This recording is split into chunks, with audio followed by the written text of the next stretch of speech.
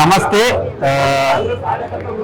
జీవన్ రెడ్డి గారు అయితే మొత్తానికి మరికొద్ది సేపట్లోనైతే రాజీనామా చేయబోతున్నారు. సో ఈ తరుణంలో జీవన్ రెడ్డి గారి నివాసానికి పెద్ద ఎత్తున అంచెల వర్గం అయితే వస్తుంది. సో కొందరు నాయకులు ఉన్నారు, వారితోటి జీవన్ రెడ్డి గారితో ఎన్ని సంవత్సరాల నుండి అనుబంధం ఉంది, సో ఈ పరిణామాలు రావడానికి గల కారణాలు ఏంటి అనేది తెలుసుకునే ప్రయత్నం చేద్దాం.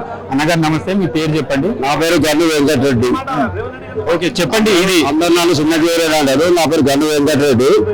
నేను అనే ఒక వ్యక్తిని ఈ జగిత్యాలలో ఒక 20 సంవత్సరాలు బతుకుతున్నా.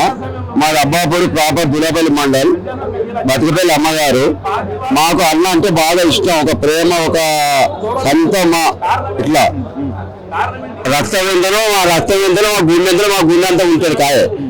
కాబట్టి జగిత్యాలలో మొత్తానికి అన్న అంటేనే జగిత్యాలు, జీవనన్న అంటే జగిత్యాలు, జగిత్యాలంటే జీవనన్న.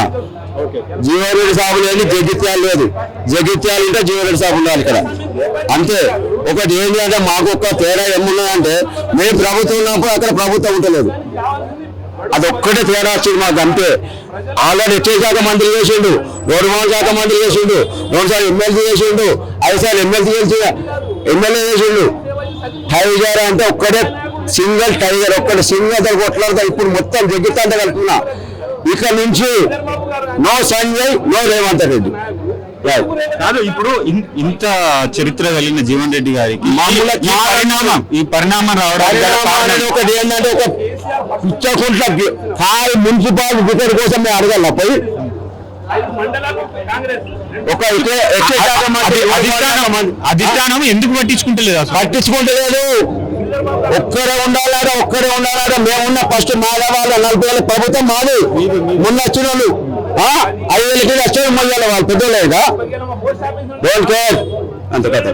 ఫైనల్ గా ఏం చెప్పాలంటే, ఇటు అన్న ఎటు మాట్లాడతాం